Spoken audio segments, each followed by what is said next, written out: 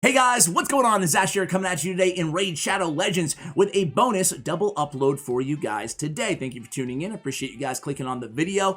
So we're going to talk about two events that are coming to the game. They're going to be run simultaneously and they should be starting in just a few days here. So number one is a 10 times event. We're going to quickly go through those champions, talk about who I am excited about in the event.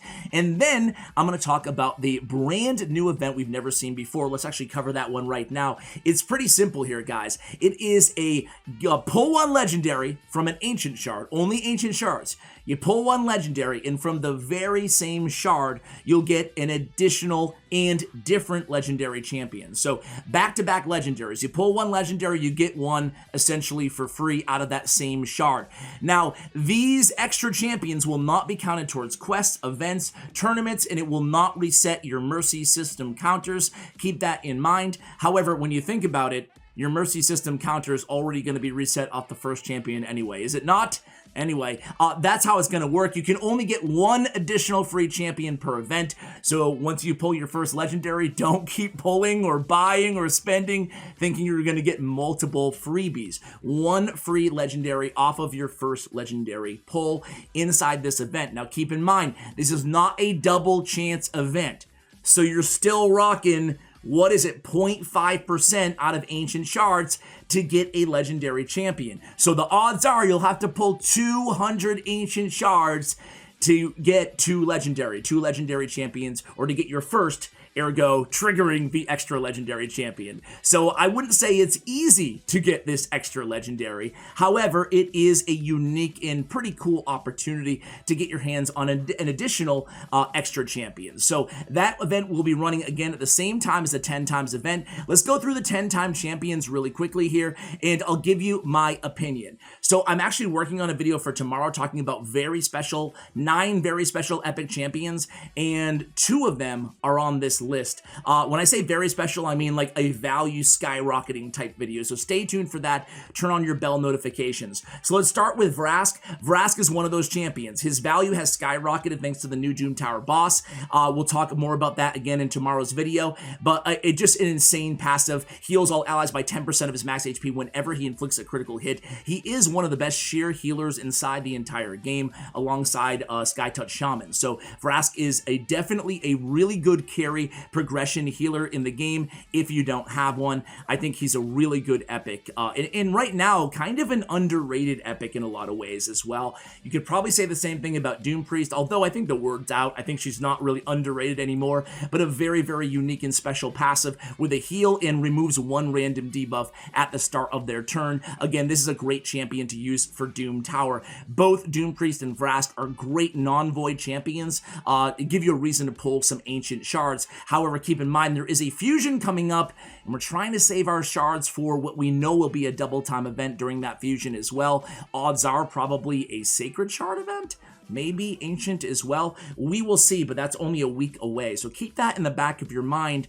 and think long and hard before you do waste all of your shards on this event. Me personally, maybe pull a few ancient shards, see if you're lucky enough to get that legendary, and then kind of decide from there. So the next champion is Basher. Basher's a really cool champion, albeit a little bit niche. It's kind of for tag team arena. Personally, I would not pull on this event only for Basher. So I wouldn't pull Void Shards only for Basher. Although he's a really solid champion, Void Shards are hard to come by and they're expensive. So I wouldn't pull, I would wait for a double time event is what I'm trying to say, rather than wait for Basher. However, Stinging Blast, increase the cooldown of all target skills by 2 turns is a very valuable skill on a 3-turn cooldown. It's great for the arena as an opening move as well. Next up is going to be a champion that I have not built out yet, but a very good Void Epic champion in terms of a sheer damage dealer. Notice a lot of these champions have really, really nice passives as well. A nice CC passive here on Inquisitor Shamael. Inquisitor Shamael deals a ton of damage. He's a damage dealer, and he's a unique one at that.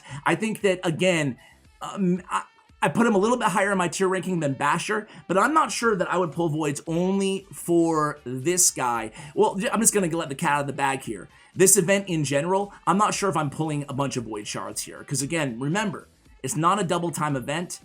And for voids, I mean, the odds are so low that you even get any of these champions. I guess 10 times higher, though. You get Golden Reaper as well as our last void champion, non-legendary, on this 10 times event. Again, a very good speed champion, very high base speed, and Alacrity is a great skill with increased speed and turn meter boost on a 3-turn cooldown. I think that Golden Reaper, personally, for me, is a champion worth pulling for if you need a speed booster. So let's say you need a speed booster, and you can also benefit from the damage of Inquisitor Shamael or just the CC abilities of Basher. Then I think, okay, you really need the speed boost, you really need okay, maybe you pull a few void shards. That's just me. Let me know how you guys feel about these 10 times events. Me, unless there's a champion I really want, I don't put any of these champions even on my free-to-play as champions that I really am dying for, and then I'm probably holding for a double-time event. That's just my opinion on that. Let's keep it moving here, though. After Golden Reaper, we have a really, really solid legendary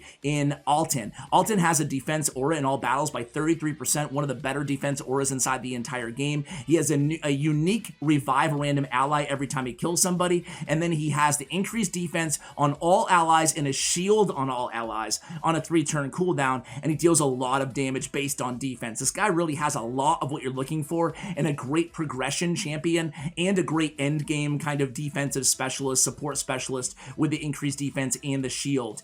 So for me, Altan is a guy who is, I have him, but if I didn't, I might be a little tempted, but not as much as the next guy. And this is the guy that, this is the reason, basically, that I am going ahead and pulling in this event. So it's Septimus. Septimus is so good for Doom Tower in terms of a sheer damage dealer with the Holy Sword ability.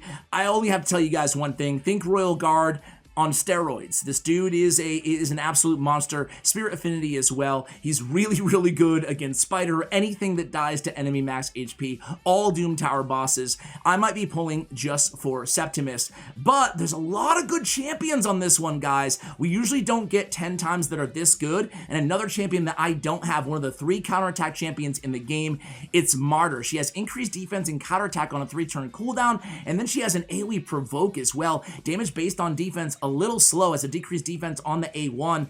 I mean, has defense in all battles just like Altan and 33%. Man, she's bringing a lot to the table. Martyr is like one of the OG best champions in the game, and for good reason. She really is still incredibly good. And again, alongside Skullcrusher and Valkyrie, the only counterattack champions inside the game, maybe forever. There's 2 more really good champions though, guys. Bad-el-Kazar is really a game changer with the Malice ability, a full cleanse on a 3-turn cooldown with 2 poisons on all enemies and 2 continuous heals. You really can't get better than this when we're talking about any ability in the game. We have poison, we have a debuff removal, and we have continuous heals. You put him in a reflex set or a relentless set, you're getting like endless debuff removals, endless poisons on the enemies, and continuous heal. In the late game, you see people using his Prey Upon passive, inflicts 20% more damage against targets under poison. I mentioned in the late game, you can use that anywhere at any time, no matter where you are in the game, but I mentioned late game because that's what people use to optimize their dungeon runs, any of their runs, to deal 20% more damage, and he's got you covered on the poisons on that 3-turn cooldown of Malice. And then last but not least, or I guess, yeah, last but not least, the champion that I just pulled, Angar. So Angar is a champion who I would, again, personally, I just pulled them. And I just built him too. I would not pull just for Angar, although he's definitely good, especially against the Magma Dragon.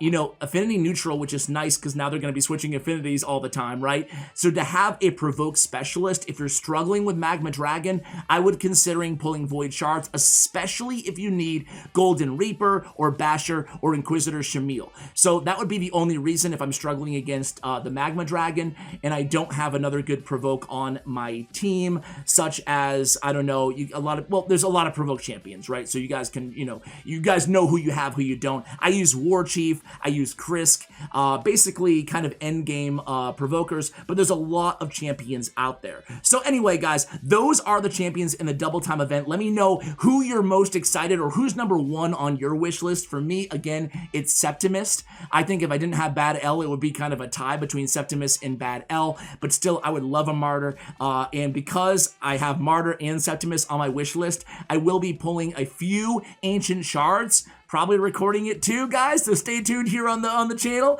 and hopefully we'll get lucky twice on one of the free champions. So guys, we're gonna end this bonus video here. Let me know if you like these videos where we kind of cover briefly the 10 times event champions, and good luck if you decide to pull. Let me know in the comments below, again, who's number 1 on your wish list, and are you pulling, if so, are you pulling voids and ancients, or just ancients because of the free legendary afterwards? Guys, I'll talk to you in the next video, going live in about 8 hours, a good collaboration video with Scratch AK-47. Thank you for watching, and as always, take care, guys.